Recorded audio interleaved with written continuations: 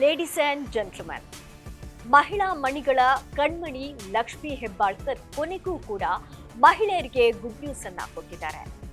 ಗೃಹಲಕ್ಷ್ಮಿ ಯೋಜನೆಯ ಮಾರ್ಚ್ ತಿಂಗಳ ಕಂತಿನ ಹಣವು ಮುಂದಿನ 4-5 ದಿನಗಳಲ್ಲಿ ಫಲಾನುಭವಿಗಳ ಬ್ಯಾಂಕ್ ಖಾತೆಗೆ ಜಮೆಯಾಗಲಿದೆ ಎಂದು ಹೇಳಿದ್ದಾರೆ.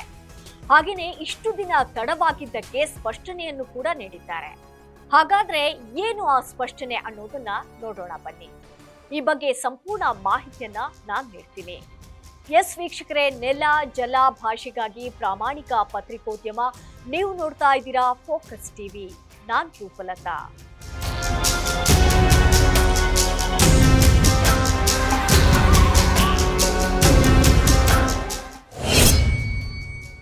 ಕಾಂಗ್ರೆಸ್ ಸರ್ಕಾರದ 5 ಪ್ರಮುಖ ಗ್ಯಾರಂಟಿಗಳಲ್ಲಿ ಒಂದಾದಂತಹ ಗೃಹಲಕ್ಷ್ಮಿ ಯೋಜನೆಗೆ ಮುಖ್ಯಮಂತ್ರಿ ಸಿದ್ದರಾಮಯ್ಯ ಅವರು 2023ರ ಜುಲೈ 19ರಂದು ಬೆಂಗಳೂರಿನ ವಿಧಾನಸೌಧದಲ್ಲಿ ನೋಂದಣಿಗೆ ಅಧಿಕೃತವಾಗಿ ಚಾಲನೆ ನೀಡಿದ್ರು.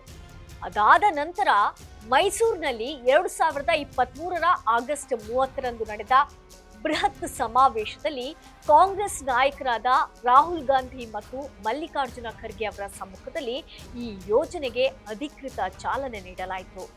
ಅಂದೇ ಮೊದಲ ಕಂತಿನ 2,000 ರೂಪಾಯಿ ಹಣವನ್ನು ಫಲಾನುಭವಿಗಳ ಖಾತೆಗೆ ನೇರ ನಗದು ವರ್ಗಾವಣೆ ಅಂದ್ರೆ ಡೈರೆಕ್ಟ್ ಬೆನಿಫಿಟ್ ಟ್ರಾನ್ಸ್ಫರ್ ಮೂಲಕ ಜಮೆ ಮಾಡಲಾಯಿತು.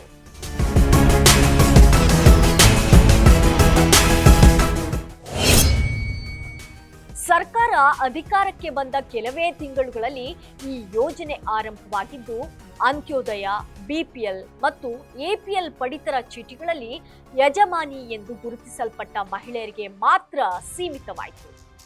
ಪ್ರತಿ ತಿಂಗಳು ಖಾತೆಗೆ ಬರುವ 2,000 ರೂಪಾಯಿ ಹಣವು ಸಣ್ಣ ಪುಟ್ಟ ಮನೆ ಖರ್ಚುಗಳಿಗೆ ಅಥವಾ ಉಳಿತಾಯಕ್ಕೆ ಮಹಿಳೆಯರಿಗೆ ಸಹಾಯ. ಅಲ್ಲದೆ ಇಲ್ಲಿ ಮಧ್ಯವರ್ತಿಗಳ ಹಾವಳಿ ಇಲ್ಲದೆ ನೇರವಾಗಿ ಫಲಾನುಭವಿಯ ಬ್ಯಾಂಕ್ ಖಾತೆಗೆ ಹಣ ತಲುಪುತ್ತಿದ್ದು ಈ ಯೋಜನೆಯ ಯಶಸ್ಸಿಗೆ ಮುಖ್ಯ ಕಾರಣ ಅನ್ನೋದ್ರಲ್ಲಿ ಎರಡು ಮಾತಿಲ್ಲ.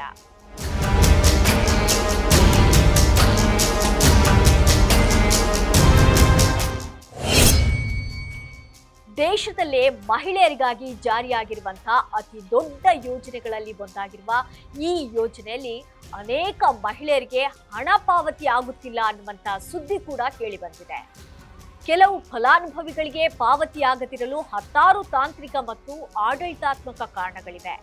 ಅದೇನಂದ್ರೆ, ಇತ್ತೀಚೆಗೆ ಕೆಲವು ಅನರ್ಹ ಪಡಿತರ ಚೀಟಿಗಳ ರದ್ದತಿ ಪ್ರಕ್ರಿಯೆ ನಡೆದಿದ್ದರಿಂದ ಮತ್ತು ಡೇಟಾ ಅಪ್ಡೇಟ್ ಆಗಬೇಕಿದ್ದ ಕಾರಣ ಹಣ ಬಿಡುಗಡೆ ತುಸು ವಿಳಂಬವಾಗಿತ್ತು ಎಂದು ಲಕ್ಷ್ಮಿ ಹೆಬ್ಬಾಳ್ಕರ್ ಸ್ಪಷ್ಟಪಡಿಸಿದ್ದು, ಮಾರ್ಚ್ ತಿಂಗಳ ಹಣದ ಬೆನ್ನಲ್ಲೇ ಏಪ್ರಿಲ್ ತಿಂಗಳ ಕಂತನ್ನ ಕೂಡ ಬಿಡುಗಡೆ ಮಾಡಲು ಸರ್ಕಾರ ಸಿದ್ಧತೆ ನಡೆಸುತ್ತಿದೆ ಎಂದು ಹೇಳಿದ್ದಾರೆ.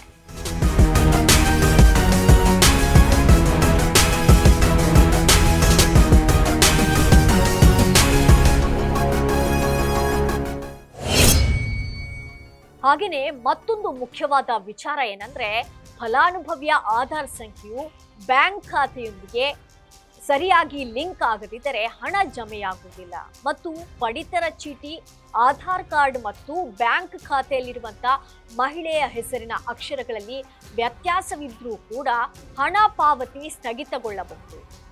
ಮುಖ್ಯವಾಗಿ ಕುಟುಂಬದ ಯಜಮಾನಿ ಅಥವಾ ಆಕೆಯ ಪತಿ ಜಿಎಸ್ಟಿ ಪಾವತಿದಾರರಾಗಿದ್ರೆ ಅಂಥವರನ್ನ ಯೋಜನೆಯಿಂದ ಹೊರಗಿಡಲಾಗಿದೆ.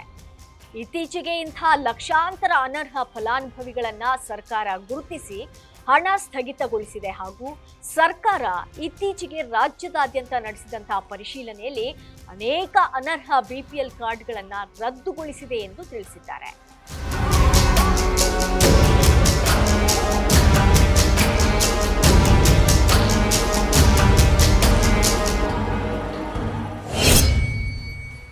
ಮಾರ್ಚ್ ಕಂತಿನ ಬೆನ್ನಲ್ಲೇ ಏಪ್ರಿಲ್ ತಿಂಗಳ ಹಣವೂ ಕೂಡ ಮುಂದಿನ 8ರಿಂದ 10 ದಿನಗಳಲ್ಲಿ ಬಿಡುಗಡೆಯಾಗಲಿದೆ ಎಂದು ಸಚಿವರು ಭರವಸೆ ನೀಡಿದ್ದಾರೆ.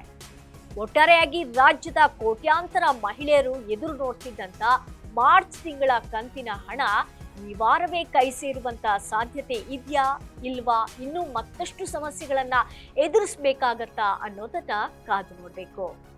ಇದು ಈ ಕ್ಷಣದ ಅಪ್ಡೇಟ್ಸ್. ನೋಡ್ತಾ ಇರಿ ನೆಲ ಜಲ ಭಾಷೆಗಾಗಿ ಫೋಕಸ್ ಟಿವಿ.